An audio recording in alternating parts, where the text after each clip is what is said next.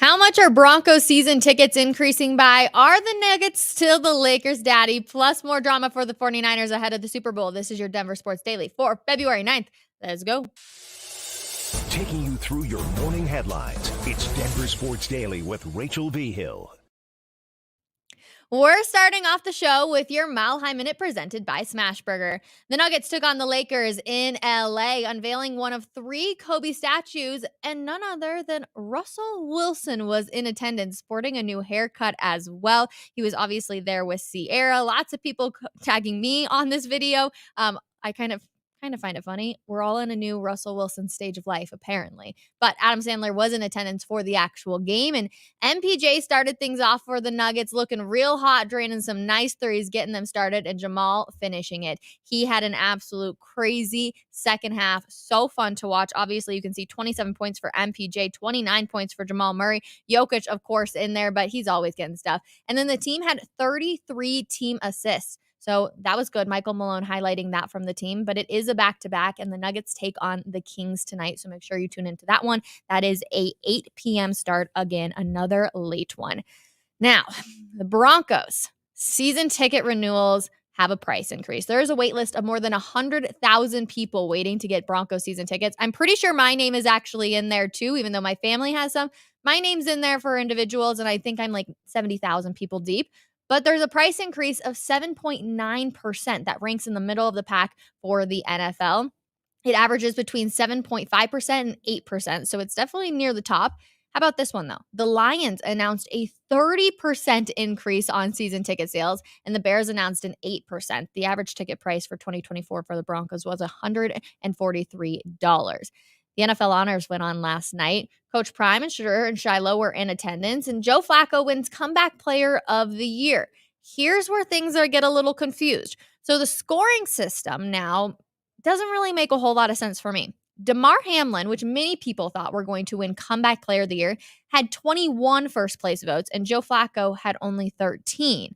So I'm a little confused. Even if you got a bunch of second-place votes, how on earth the 8-point difference there can end up leading to Joe Flacco winning Comeback Player of the Year? And don't get me wrong, Joe Flacco had an amazing year, and it was very much football worthy. But Damar Hamlin was supposed to win. I think the second he stepped on the field, everybody had that. Interesting, and definitely something to look at when it comes to the voting. CJ Stroud is Rookie of the Year. Lamar Jackson won his second MVP. Christian McCaffrey walked away with Offensive Player of the Year, and Myles Garrett won Defensive Player of the Year. The NFL honors are always so fun. I love seeing everybody get dressed up. And then also, former Denver Broncos linebacker Randy Gradishar was elected to the Pro Football Hall of Fame class of 2024. It was announced Thursday night at the NFL honors in Las Vegas. This was something we technically already knew. Randy Gradishar spoke earlier this year, or I guess earlier last year, back in the summer, but he was chosen as a senior nominee by the 50-person selection committee. Gradishar will be enshrined with the rest of the Pro Football Hall of Fame class of 2024 on Saturday, August 3rd in Canton, Ohio. He was a 7-time Pro Bowl selection who played his entire 10-year career with the Broncos from 1974 to 1983. Gradishar is now the 14th Bronco who spent multiple seasons with the club elected to the Pro Football Hall of Fame. And I can't help but laugh at this photo of everybody looks so nice. They obviously took a photo last night down there. Everyone, again, looking so nice, dressed up. And then there's Sean Payton, just in his Broncos gear, a white long sleeve t-shirt. He was like, hey, I'm just here. He looks like he's coming out of film study. And they're like, hey, Sean, we need to take a picture real quick. But huge congratulations to Randy Gradishar again on that. The Colorado Avalanche. It's been a struggle, man, coming out of the All-Star break. They are on their longest road trip of the season, and they lost to the Carolina Hurricanes 5-2. Martin Necas of the Hurricanes had a hat trick before the Avs were able even to get on the board. And then Zach Parise gets one in the back of the net. 5 seconds later, Sam Girard finds one in the back of the net. It was the fastest 2 tallies in Avalanche history. So happy that they were able to be a part of history, but the Avs need to get back on track. We're not hitting the panic button just quite yet, but I definitely have my hand lingering over it for sure. Now, the NBA trade deadline has come and gone, and here are some of the bigger trades that went down yesterday from our very own producer, Joey. Take a listen. The NBA trade deadline was last night, and here's some of the major moves made around the league. The Sixers acquired Buddy Hield from the Pacers, while the Pacers got Marcus Morris, Furkan Korkmaz, and 3 second-round picks.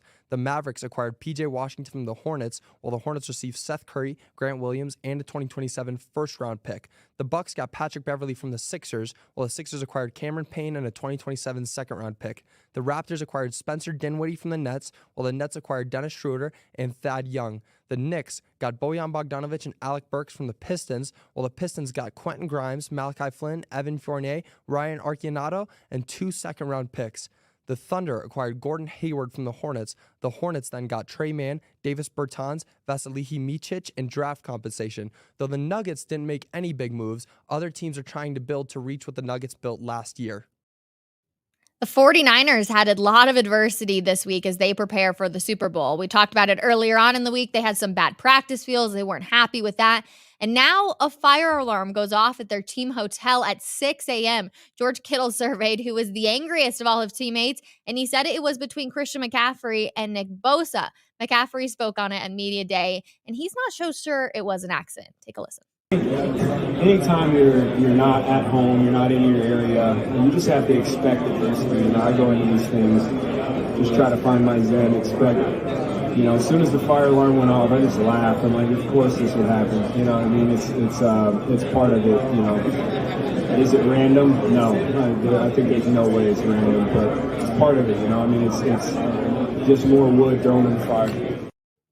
Nobody had to evacuate the team hotel. They said that it was just an accident, but I'm not so sure either. I feel like the 49ers are definitely dealing with a lot of adversity this week, but hey, I think I'm going to roll with the 49ers to beat the Chiefs come this Sunday in the Super Bowl. So adversity during the week and a lot of extra prep that goes in. Our practices, I know we saw Kyle Shanahan had talked a lot about it, how he has really been impressed the past 2 days when it comes to practices because there's so much media availability and you're out of your routine earlier on in the week. So I love that Kyle Shanahan feels like his team is prepared and hopefully they're able to pull off a win come Sunday. Last but not least, short show for us today. The 2024 Olympic medalists will be taking home more than just an award. Medals from the Paris Olympics will contain chunks from the Eiffel Tower. I think that this is so cool. Game organizers revealed the design for the medals on Thursday, sharing that winning athletes would be taking home veritable pieces of the history of Paris. The Paris 24 Summer Olympics will obviously run from July 26th through August 11th. Could you imagine taking home a medal and it also has a little piece of the Eiffel Tower? I think that is so freaking cool and such a nice touch by the Olympic Committee over there. All right, guys, a short show for us today. Real quick, want to check out some of the questions. How do you raise tickets after another losing season? Yes, this is going to be one of the major questions that everybody in Broncos country is asking, myself included. Don't get me wrong, but also we're seeing prices everywhere continue to rise. I think we will always see price increases for pretty much the rest of forever when it comes to NFL season tickets. So trust me, I get it. I'm with you. Another losing season, but the demand for Denver Bronco tickets is still there. Looking at the secondary market, people are still paying high pennies to get some tickets. And again, $146 for tickets to go to a Broncos game for a family of 4. It's going to run you, a little over $500, which is a huge bummer. It makes it a little bit harder, but I'm not surprised. And unfortunately, it's just one of those things. But everybody, I love hanging out with you. I hope you have a wonderful weekend. Stay safe, especially if you are here in the Mile High City because the snow is coming. And then enjoy Sunday for the Super Bowl. And we'll be back here at 10 a.m. on Monday morning for another episode of Denver Sports Daily. Bye, everybody.